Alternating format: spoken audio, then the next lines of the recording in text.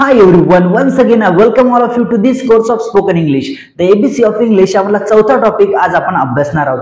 तो म्हणजेच new topic आहे, नवीन टॉपिक आहे. कोणता टॉपिक आहे तर वॉज वर. पण टॉपिकला सुरू करण्या अगोदर तुम्हाला एक सांगतो याचा उच्चार कसा करायचा. बघा बरेचसे विद्यार्थी बरेचसे मुलं काय करतात माहिती त्याचा जो उच्चार आहे ना तो खूप रॉंग करतात. कसा करतात बघा. याला काय म्हणतात वॉज. वॉज म्हटलं ना एकदम करेक्ट आहे. पण याला काय म्हणतात वेअर.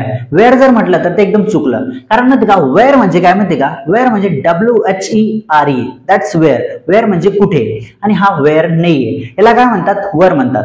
लग्नामध्ये तुम्हाला माहितीये का वर आणि वधू असते त्यामधला वर शब्द लक्षात ठेवायचा. कोणता वर. वर म्हणजेच हा वर. ठीक आहे याला म्हणायचं वर. चला तुम्हाला मी त्याचं स्ट्रक्चर लिहून देतो आणि याच्यावर काही फॉर एक्झाम्पल्स तुम्हाला सांगतो. ठीक आहे तर बघा स्ट्रक्चर एकदम सिंपल स्ट्रक्चर याचं. Subject plus was were plus before plus object.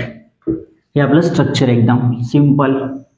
यामध्ये काही चेंजेस झालेला नाही. जे इजेमार्कचं स्ट्रक्चर होतं का नाही त्यामध्ये फक्त काय होतं सब्जेक्टच्या नंतर इजेमार पुट करत होता. आपण आता इजेमार काढून टाकले त्या ठिकाणी वॉज वर पुट केलेलं आहे. ठीक आहे subject plus was were plus before plus object. तर बघा याच्यावर फॉर एक्झाम्पल्स बघू आपण. फॉर एक्झाम्पल समजा तुम्हाला म्हणायचंय मी अभ्यास करत होतो तर तुम्ही इंग्लिश मध्ये कसं म्हणणार मी अभ्यास करत होतो. I was studying. मी अभ्यास करत होतो. तुम्ही कसं म्हणणार आय वॉज स्टडिंग. तुम्ही म्हणणार आय वॉज स्टडिंग. मी अभ्यास करत होतो. I was studying. I was studying. मी अभ्यास करत होतो. आता तुम्हाला असं म्हणायचंय की मेहनतीने अभ्यास करत होतो मन लावून मी अभ्यास करत होतो तर तुम्ही कसं म्हणणार इंग्लिश मध्ये आय वॉज स्टडिंग हार्ड. मी मेहनतीने अभ्यास करत होतो. मी मन लावून अभ्यास करत होतो. आता तुम्ही म्हणसान मेहनतीने आणि मन लावून. मेहनतीने अभ्यास करणे म्हणजेच कसा मन लावून अभ्यास करणे. तर बघा आय वॉज स्टडिंग हार्ड. काय म्हणणार तुम्ही आय वॉज स्टडिंग हार्ड. मी मेहनतीने अभ्यास करत होतो. या आधीच्या क्लासेसमध्ये आपण अफ्रेड ऑफ फॉन्ड ऑफ हे एक्सप्रेशन अभ्यासले बरोबर आहे. त्यामध्ये आपण सेंटेन्स काही क्रिएट केलेले. आता त्या ठिकाणचं सेंटेन्स बघा. समजा मला भीती वाटते तर आपण कसं म्हणतो आय एम अफ्रेड. मला भीती वाटते. पण या ठिकाणी मध्ये आता भूतकाळातलं सेंटेन्स कसं म्हणणार आपण मला भीती वाटत होती. मला भीती वाटत होती तर आपण इंग्लिशमध्ये कसं म्हणणार आय वॉज अफ्रेड. मला भीती वाटत होती. काय म्हणणार आपण त्या ठिकाणी I was afraid. I was afraid. मला भीती वाटत होती. आता तुम्हाला असं म्हणायचंय की मला बाईक चालवण्याची भीती वाटत होती.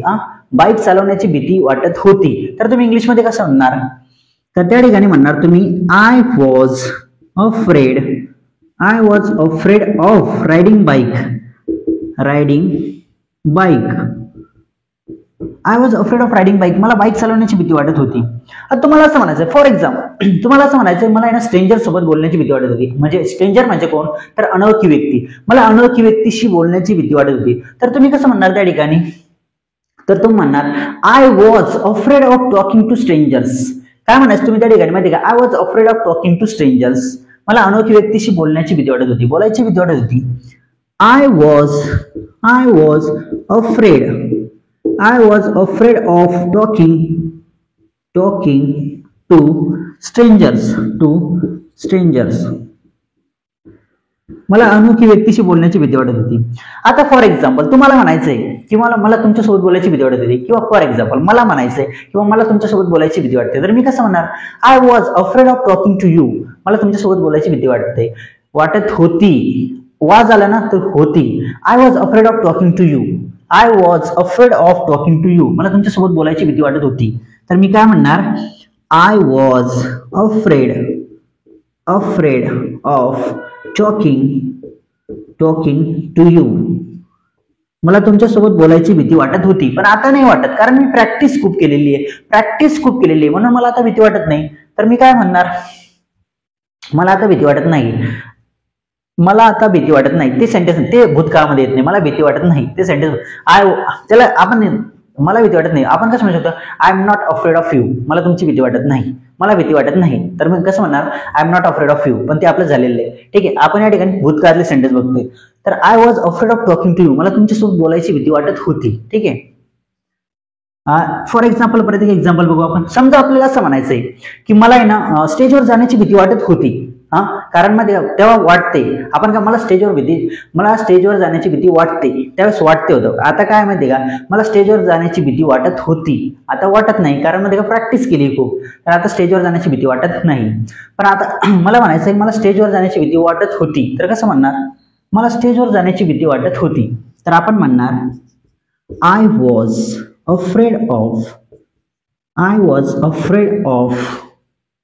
was afraid of going on the stage.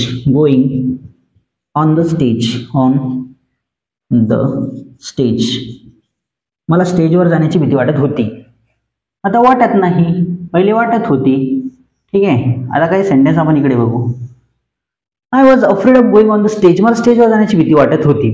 आता फॉर एक्झाम्पल तुम्हाला एक एक्झाम्पल देतो मी. एक बॉयफ्रेंड आहे आणि एक गर्लफ्रेंड आहे. ठीक आहे, बॉयफ्रेंड आहे.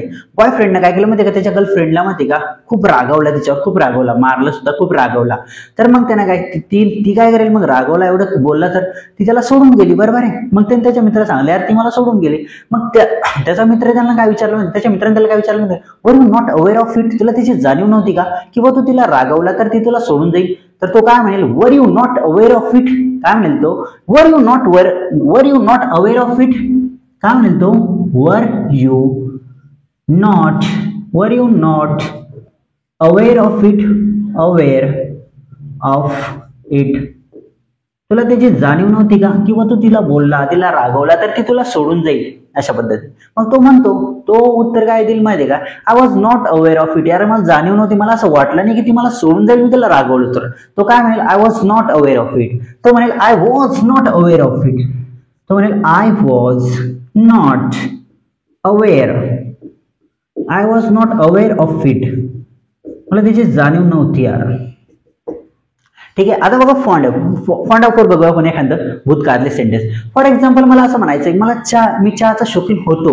आता मला चहाचा शौकीन नाहीये, मी आता चहा घेत नाही, पण तेव्हा होतो मी चहाचा शौकीन होतो मी तेव्हा. तर मी कसं म्हणणार, I was fond of tea. मी चहाचा शौकीन होतो. काय म्हणणार मी, I was fond of tea. I was fond of tea. मी चहाचा शौकीन होतो. मी चहा घेण्याचा शौकीन होतो. आता असं म्हणायचं मी चहा घेण्याचा शौकीन होतो, तर मी कसं म्हणणार, I was fond of taking tea. काय म्हणणार मी, I was fond of taking tea. मी चहा घेण्याचा शौकीन होतो. आता मला असं म्हणायचंय, आकाशामध्ये ना पतंग उडत होता. तर मी कसं म्हणणार इंग्लिशमध्ये, the kite was flying in the sky. The kite, आकाशामध्ये पतंग उडत होता. कोणतेही सेंटेन्स तुम्ही तयार करू शकता, कोणतेही सेंटेन्स म्हणू शकता. The kite was flying in the sky. आकाशामध्ये पतंग उडत होता, बरोबर आहे. आता मला असं म्हणायचं, मी बिमार होतो. फॉर एक्झाम्पल तुमच्या मित्राने तुम्हाला माहिती का लग्नामध्ये बोलवलं, पण तुमचं जाणं झालं नाही. तर मग तुमच्या मित्राने तुम्हाला विचारलं किंवा तू आला काऊन नाही, तर सांगायचं त्या ठिकाणी आय वॉज इल. यार मी बिमार होतो म्हणून माझं येणं झालं नाही. आय वॉज इल, मी बिमार होतो. काय म्हणणार तुम्ही त्या ठिकाणी, I was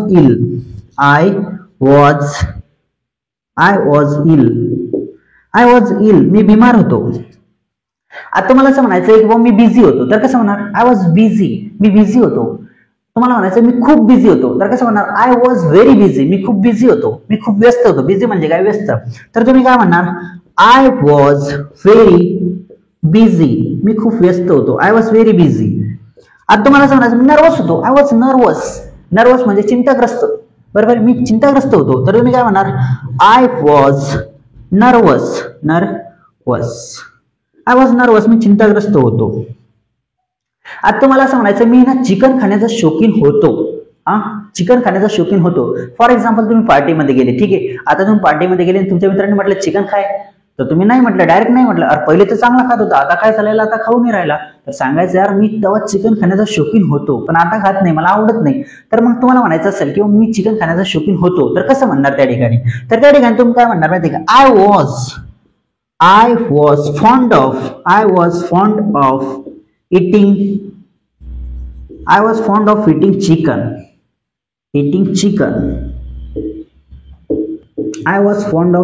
chicken. Me chicken खाण्याचा शौकीन होतो.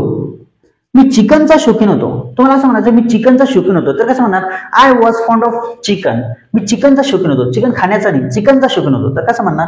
I was fond of chicken. मी चिकनचा शौकीन होतो. अशा पद्धतीने सुद्धा म्हणू शकता.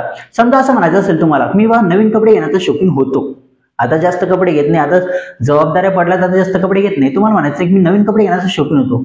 I was fond of